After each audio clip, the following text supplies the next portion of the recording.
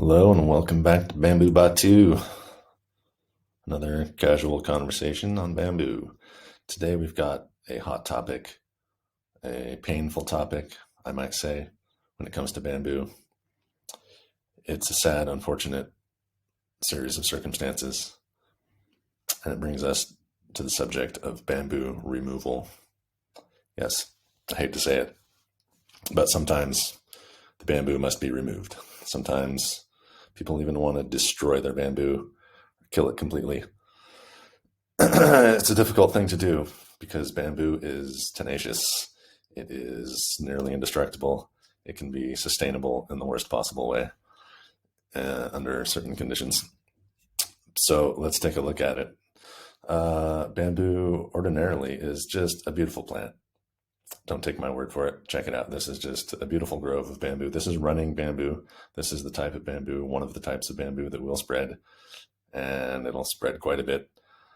This is a species of Phylostachys. It's not the most aggressive variety of Phylostachys, but it's a runner for sure.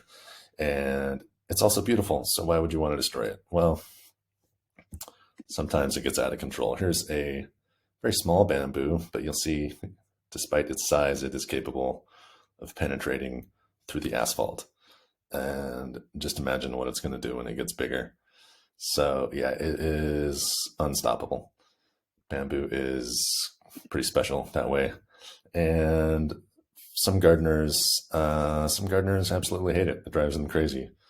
Once in a while, we get some hate mail from people. Recently, had a comment on our YouTube page: "Do not ever plant running bamboo. It's like injecting cancer into your garden."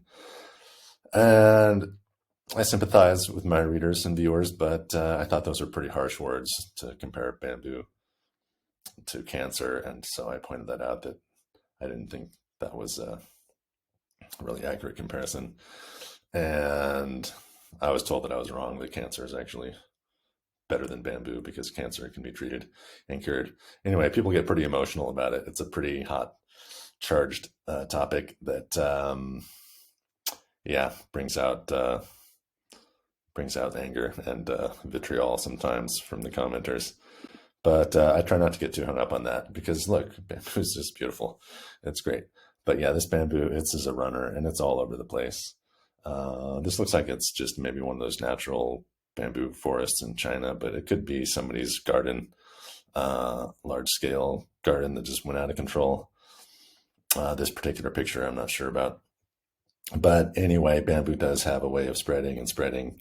And if you change your mind and decide you want to plant something else, can be really difficult to get rid of it. So people try all kinds of things. Bleach, maybe. Gasoline, maybe. Roundup. Basically really toxic, deadly, poisonous stuff, which it's definitely, it's not good for the bamboo to pour that stuff on there. It'll make the bamboo very unhappy. Whether it will actually destroy the bamboo completely, right down to the root system, is another question. But in many cases, the cure is going to be far worse than the disease, and you'll end up saturating your soil with bleach and gasoline and whatever else, and things that are, most cities and counties have laws against, dumping toxic material into the ground. So it's probably going to be breaking the law, and it's going to really ruin your soil. And if you want to plant something else there later, it's not going to work out too well. Or if your neighbors have a vegetable garden and you've got all this toxic stuff seeping in there, that's not cool. Or if you have pets or children or anything like that, it's basically horrible. It's just basically horrible. So I do not recommend using these kinds of substances. Unfortunately, there's not just a quick, easy solution. People want like the magic bullet, the quick pill that's just going to clear out the bamboo and free up the space so they can plant some roses or some gardenias or some azaleas or some tomatoes or whatever they want to plant. But it's not that easy. So there are some really good tools you can use, and I would recommend some good clippers, a really good shovel, reciprocating saw like this one here, the Sawzall, There's different brands of saws. I guess Sawzall is a name brand of a reciprocating saw. The one here in the picture is by Black and Decker. Anyway, there's a lot of different brands out there. You can check it out. We'll put a link in the comment in the info little blurb below the video here. There's also some really cool shovels like this one. It's got the serrated edge, the root slayer shovel. So you can dig into the ground and then saw the roots and the rhizomes as you go down. Because the thing about bamboo, those rhizomatous roots can be really, really difficult to work with.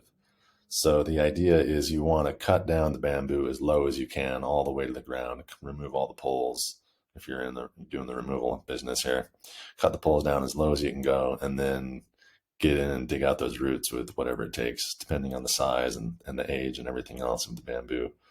You're probably going to need a combination of tools, and you might want to hire some kids from the neighborhood or a landscaping company or somebody else, because you might find the work to be unbearably backbreaking.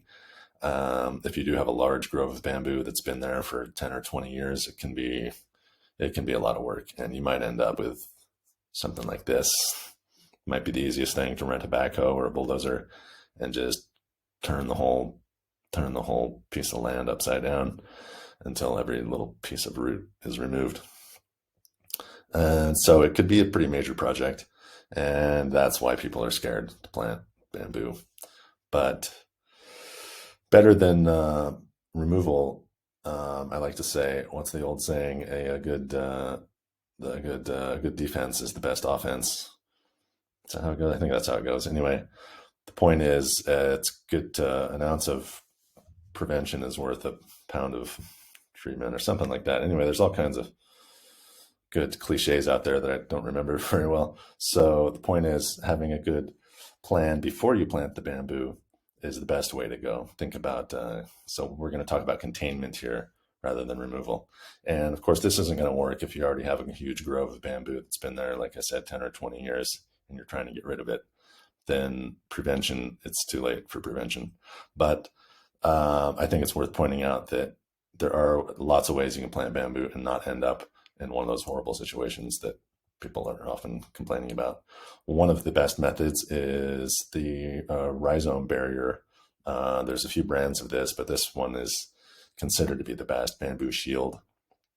It's a very thick polymer. It comes in some different sizes and thicknesses depending on the soil type and the climate. If you have like a tropical climate, you're going to need something really thick because the bamboo is going to grow like crazy. If you're up in a colder climate somewhere, you're not going to need it to be as thick or as deep. If you have really sandy soil, you're going to need a deeper one. This one is 24 inches, so 2 feet deep, which is good for most situations, but you're better off having it a little bit too deep.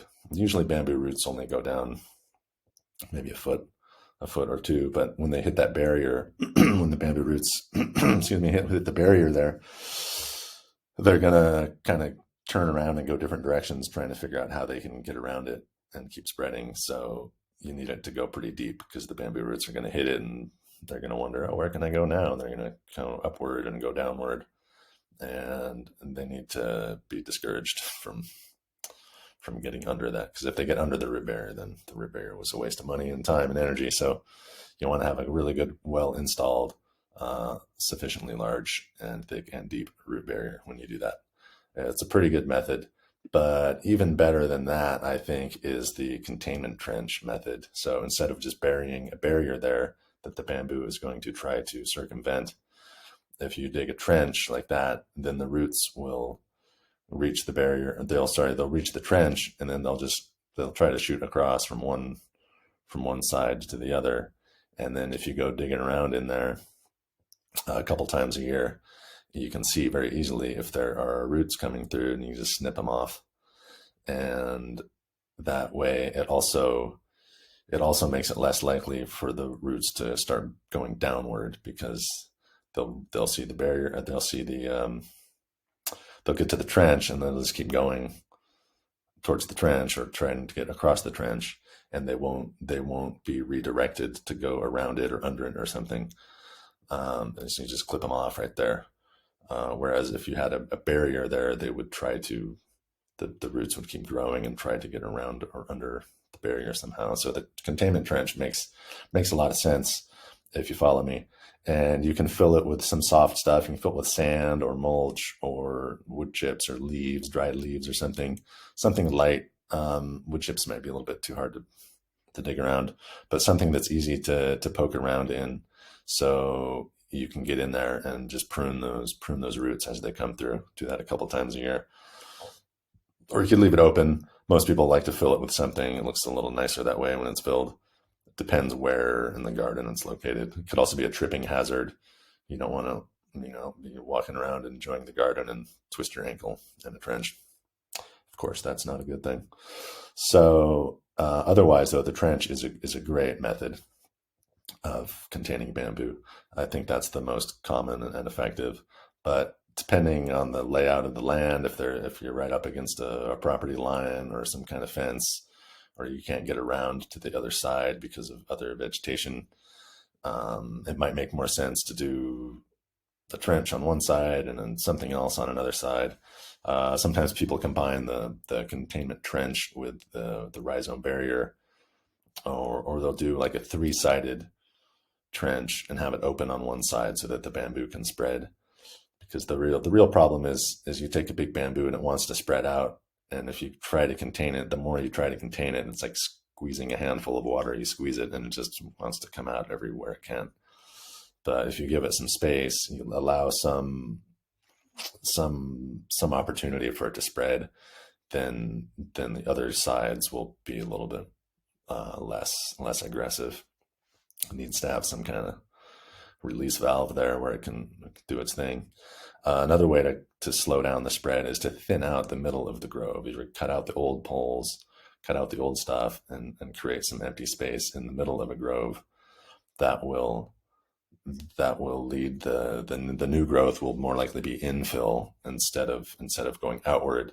The plant will put its energy into filling those gaps in the middle instead of expanding outwards. So that's a good tip for controlling your running bamboo from getting out of control. And in any case, whatever type of bamboo you have running or clumping, it's always good to remove those old poles just for the health and beauty of the plant. It looks a lot more attractive that way, and just ensures that future growth will be more healthy and vigorous, and just an all around better off plant. And another thing to do besides these containment methods is just plant clumping bamboo, which we mentioned. There are many varieties of bamboo which are clumping rather than running. It's a pretty good distinction. We've got a really good video on runners versus clumpers if you poke around on our channel. They tend to grow like this in the picture, a nice tight clump. Some clumpers are more dense and compact than others. There's also some loose clumpers or open clumpers that have clumping type roots, but they spread out more. In the same way, there's runners that run really aggressively, and there's runners that run not so aggressively. So it's not just a black and white distinction of runners versus clumpers, but at the same time, there is a physiological difference between monopodial, which is running bamboo, and sympodial, which is the clumping bamboo. So if you go for the clumping bamboo, it's a bit easier to deal with and to maintain, and it looks really pretty just in the middle of a garden like that. You can get different ways to arrange it and combine different plants and complementary colors and whatnot. And there's all kinds of fun you can have with bamboo, of course.